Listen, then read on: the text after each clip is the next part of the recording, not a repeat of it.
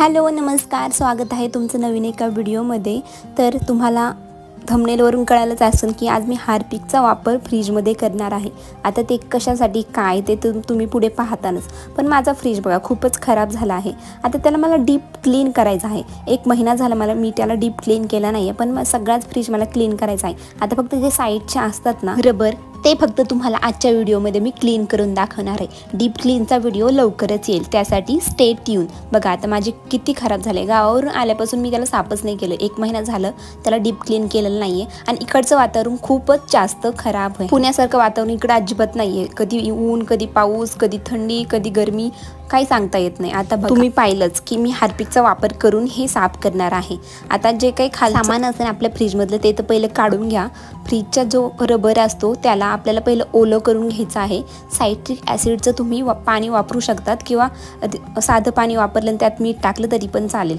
आता बघा स्क्रबर घ्यायचा आहे आपल्याला। घासणी, रिअल घासणी आपली ताराची असते ती घेतली तरी चालेल। घासणी घ्यायची आणि जे हार्पिक आहे ते थोडं घासणीवर टाकायचं। हार्पिकमुळे आपला जो रबर असतो तो एकदम साफ होतो। आता तुम्ही हे पुढे पाहतानच, पण अजून एक वेगळी ट्रिक आहे, तर त्यासाठी व्हिडिओ हा शेवटपर्यंत पहा।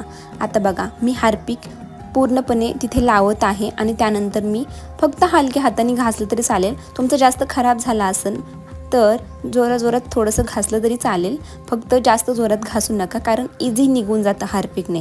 5 मिनिटं याला ठेवलं तरी पण चालेल, पण मला आता घाई होती कारण दुसरा पण व्हिडिओ हा मला शूट करायचा होता। सगळाच फ्रीज मला आज क्लीन करून घ्यायचा होता, त्यामुळे म्हणलं पहिल्यांदा हे करावा। जर का तुम्हाला सगळा फ्रीज क्लीन करायचा असेल तेव्हाच तुम्ही हार्पिकचा वापर करा, कारण हार्पिक आपल्या शरीरासाठी चांगलं नाही आहे। मग आतमधल्या भाजीपाल्यावर वगैरे पडला तर नको रिस्क, त्यामुळे पूर्ण डीप फ्रीज क्लीन करायचा असेल तेव्हाच तुम्ही हार्पिकचा वापर करा। आता मला डीप फ्रीज क्लीन करायचाच होता, तो व्हिडिओ तुम्ही तर पुढे पाहतानच। छान स्क्रबरला मी हार्पिक लावून घेतला आहे आणि बघा पहिल्यांदा बघा कसं होतं, आणि मी एकाच मिनिटामध्ये मिनिट पण नसेल लागले, खूपच लवकर हे साफ झालं आहे।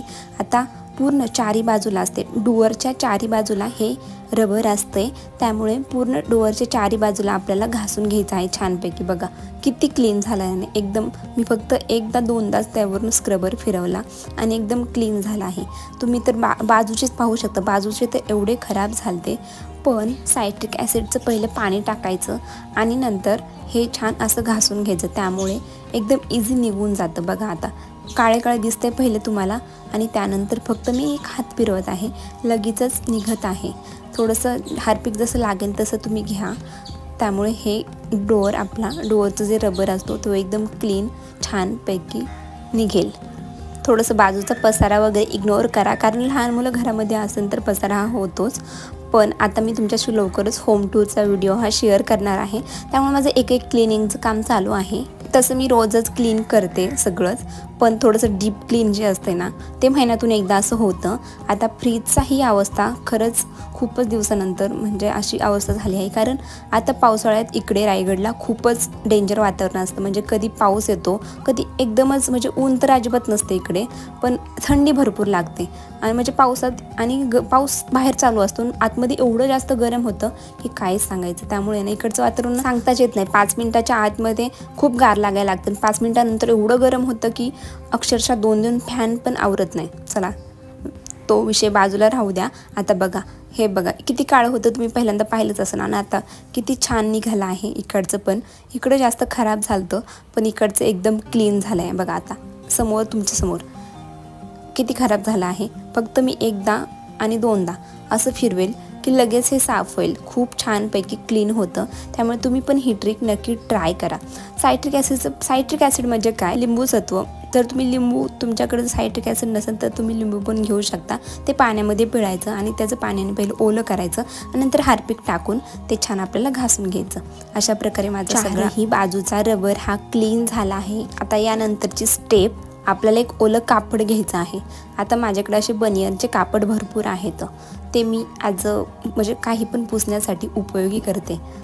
तर त्याने ओलं करायचं, ते 2 कापड घ्यायचे, एक सुकं घ्यायचं आणि एक ओलं घ्यायचं। ओल्या कापड्याने पहिलं तर आपल्याला पूर्णपणे साफ करून घ्यायचा। तुम्हाला जर डीप फ्रीज क्लीन करायचं असेल ना तर तुम्ही डायरेक्ट धुवून पण घेऊ शकता, पण आता मला थोड्या वेळाने करायचं आहे, अगदी तासाभराने करणार आहे मी, कारण एकदाच एवढं सगळं शूट वगैरे नाही होत, ह्याला पहिले एडिट करावं लागतं, नंतर ह्याला सेव्ह करावं लागतं व्हिडिओला, कारण स्टोरेजचा प्रॉब्लेम हा खूप असतो।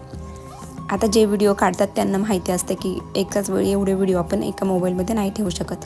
तर बघा किती क्लीन झाला आहे ना, तुम्ही पाहू शकतात। आतमधलं पण सगळंच क्लीन केलं आहे। ओल्या कापड्याने आपल्याला सगळं एकदा छान पुसून घ्यायचं आहे। बघा बाजूचं तर किती खराब झालं, तर मगाशी किती काळं होतं आणि आता तुम्ही पाहू शकता। मी तुम्हाला रबर असं फोल्ड करून पण दाखवेल। हा रबर निघतो पण निघवायचा, परत त्याला लावायचा, मग यात खूपच टाईम जातो आपल्याला, त्यामुळे इथे फक्त घासून छान निघतो। आता तुम्ही हा रिझल्ट पाहू शकता, पहिल्यांदा किती खराब होता आणि आता किती छान आहे।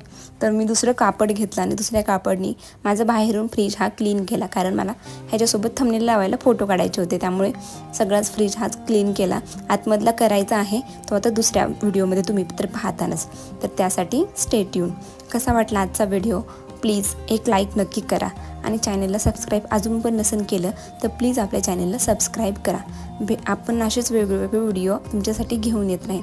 माझी लाईफस्टाईल टिप्स, काही ट्रिक्स असतील माझ्याबद्दल तर ते तुम्हाला मी माझ्या चॅनलमध्ये सांगते, तर त्यासाठी आपल्या चॅनलला सबस्क्राईब करा आणि व्हिडिओला एक लाईक नक्की करा। तुम्हाला अजून कोणते व्हिडिओ पाहायला आवडतील ते पण मला कमेंटमध्ये नक्की सांगा। चला एकदा लास्टचा दाखवते। हां बघा किती छान झालं आहे, एकदम क्लीन झालं आहे। चला पुढच्या व्हिडिओमध्ये भेटूया, तोपर्यंत काळजी घ्या। Take care friend and bye.